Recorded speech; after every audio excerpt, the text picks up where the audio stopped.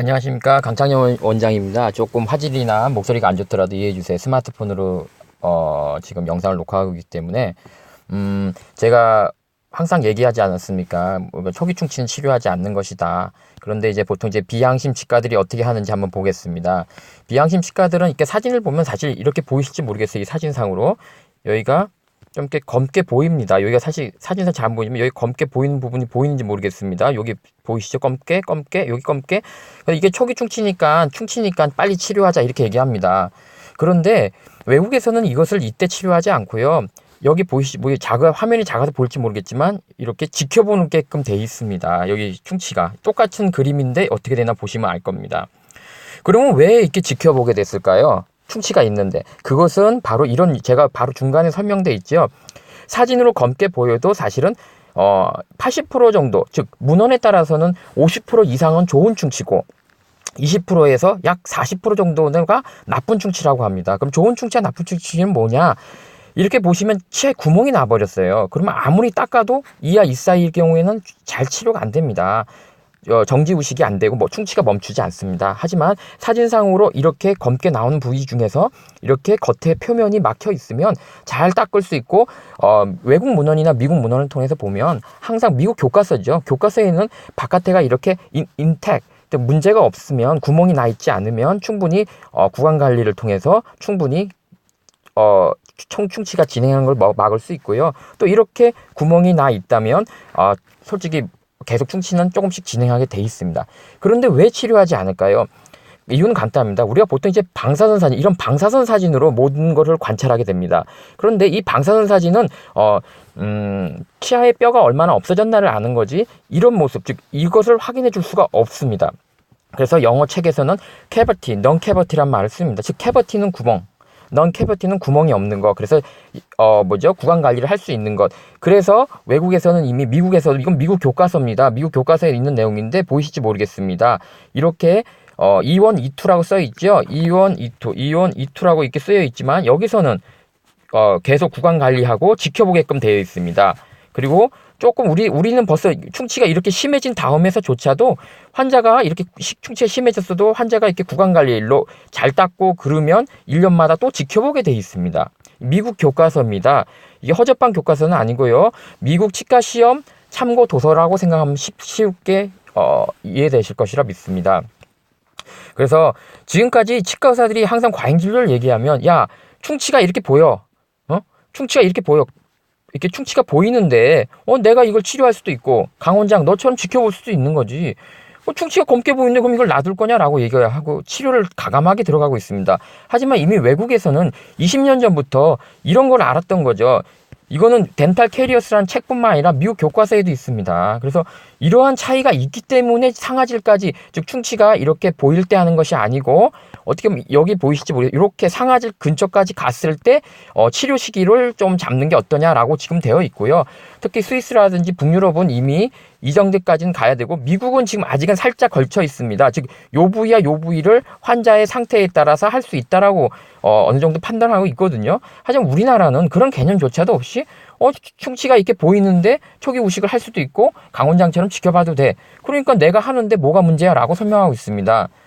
사실 우리 한국 치과계, 제가 이런 걸 갖다가 얘기를 하니까 어느 치과 선생님 치과 신문에다 제가 거짓 선동을 한다 하고 그러는데, 사실 이 내용을 치과 선생님들 모르시잖아요. 그러니까 제가 그 신문을 보고 느낀 게 뭐냐면, 제가 사실 이 제목을 일부러 달았어요. 99%의 치과 선생님도 모르는 내용이다라고 달았는데, 당연히 그 신문에 보니까 치과 선생님이 저를 비판하더라고요. 허위 거짓 선동을 한다고. 그 글을 보면서 느낀 게 99%가 모른다가 아니고 99.9%가 모른다라고 제가 수정하고 싶더군요. 이거는 덴탈 캐리어스 책만 아니라 외국 교과서에 기본적으로 있습니다. 왜 그러면은 모르냐? 보통은 이거에 대해서는 이미 다 알고 있는 거고요. 이거에 대해서 알고 있는데, 이거에 대한 백그라운드, 즉 왜 이렇게 치아를 갖다가 방사선 사진이 이렇게 보이는데도 굳이 이렇게 1년마다 관찰을 하느냐? 그 이유는 바로 방사선상의 맹점이 있죠. 방사선은 치아가 충치가 있는 건 보여주지만 이 겉의 표면이 이런 건지 이런 건지를 알 수가 없기 때문에 확률적으로 충치가 이렇게 중간 정도 이렇게 진행됐을 때는 거의 구멍이 나 있을 확률이 크니까 치료하고, 이렇게 초기나 좀 DJ라고 하죠. 이제 상아질, 범랑질 근처까지만 이렇게 검게 보이면 요럴 확률이 이게 이게 좋은 충치일 확률이 있으니까, 즉 지켜봐도 될 충치가 있기 때문에 지켜보는 겁니다. 우리 국민들이 이걸 갖다가 저 몰랐다는 겁니다. 부끄럽습니다. 저도 이거 몰랐어요. 알았으면 제가 벌써 과잉진료를 얘기했을 때 이런 문제에 대해서 지적을 했겠죠. 저같이 과잉진료에 대해서 5년 이상 얘기했던 사람도 이제야 제가 이걸 얘기하고 있으니 저도 갑갑한 치과 의사죠. 부족한 치과 의사입니다. 응? 그리고 이 얘기를 갖다가 그대로 교과서에 있는 걸 얘기를 했는데도 불구하고 거짓 선동을 한다고 치과 신문에다 대문짝에 낸 선생님도 계시더군요. 그런데 그 이유가 여기, 이런 건 많이 보셨을 겁니다. 치과 선생님들. 그쵸? 구글링만 하셔도 이런 거 표 많이 볼 겁니다. 하지만 왜 미국 사람들이나 외국 사람들이 왜 외국 치과 의사들이 이런 걸 안 할까요? 그 이유는 바로 제가 말한 이런 근거, 즉 방사선 사진으로 실제로 이러한 것을 구분할 수 없기 때문에 그렇습니다. 통계적으로는 80%냐 20%냐 다를 수 있습니다. 요지는 이런 충치가 대부분일 수 있기 때문에 안 하는 겁니다. 국민들은 지금 제가 환자들은 이걸 설명하는 걸 잘 이해를 못 하겠죠. 응?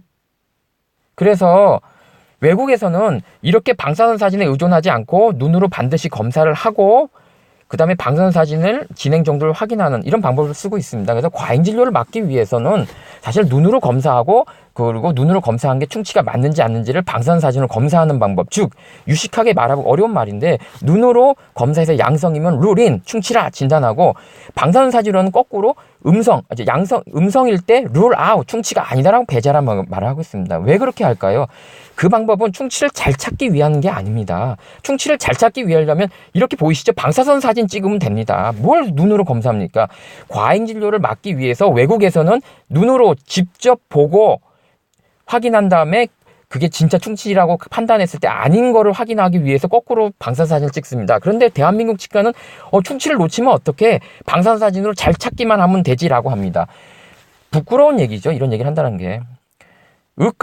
의과에서는 검사 진단학 팁을 배웁니다. 거기에 진단학 통계가 나옵니다. 결국은 암처럼 이렇게 생명에 문제가 될 것들은 빨리 잘 검사를 잘하는 놈으로 잘 찾는 놈으로 찾는 게 맞지만 충치처럼 느리고 과잉 진료가 문제가 되고 한번 깎으면 회복할 수 없고 이런 문제들이 있을 때에는 눈이 당연히 방사선 사진보다 못 찾죠. 하지만 방사선 사진 눈으로 분명히 찾은 다음에 그리고 방사선 사진으로 그게 네가 찾은 게 충치라고 했을 때 그게 아닌지를 눈으로 충치라고 판단한 것을 아닌지를 방사선 사진으로 판단하는, 즉 방사선 사진 포지티브 룰 아웃을 이용하고 있는 겁니다. 제가 이렇게 룰인 룰 아웃을 얘기하면 환자들은 이해 못 하겠지만 의과 선생님들은 다 이해할 수 있을 겁니다.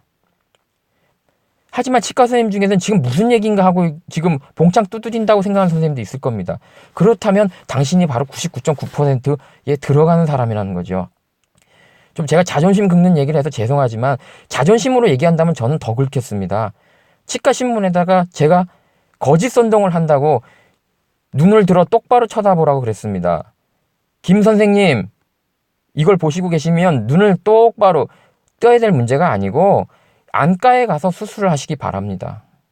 정말 제가 거짓말인지 아닌지 거짓 선동을 하는지 미국 치대 교육생한테 4학년생도 아는 내용을 제가 이렇게 부끄럽게 방송을 통해서 한다는 게 대한민국 치과의사 전체를 욕먹이는 거예요. 왜 미국에 있는 치과의사들이 보면 한국 치과의사 수준을 어떻게 보겠습니까? 이렇게 미국 치대생조차도 기본적으로 알고 있는 상황을 유튜브를 통해서 이렇게 얘기를 해야 되고, 그게 거짓선동이라는 말을 치과신문에 대서서필한 선생님도 계시면 제가 말한 이것이 거짓이라고 치과신문에 대서특필한 그 선생님은 본인은 미국 가서 본인 이름 얘기하지 마세요. 교과서에 이렇게 있는 거, 이런 내용조차도 거짓선동이라 말한다면 당신이야말로 정말 눈을 부릅뜨고 안과에 가서 치료를 받기 바랍니다. 제 말이 거짓말을 생각합니까?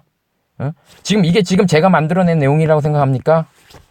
정말 부끄러워하시고 대한민국에 있는 국민들을 바보 병신으로 만들지 마시고 팩트 체크 가능합니다. 네이버 글로벌만 찾으면 다 나옵니다. 제 페이스북에 들어오셔서 제가 지금까지 이거와 관련된 책을 올렸으니까 보시면 확인 가능합니다. 정말 눈을 크게 뜨고 보세요, 김 선생님. 네?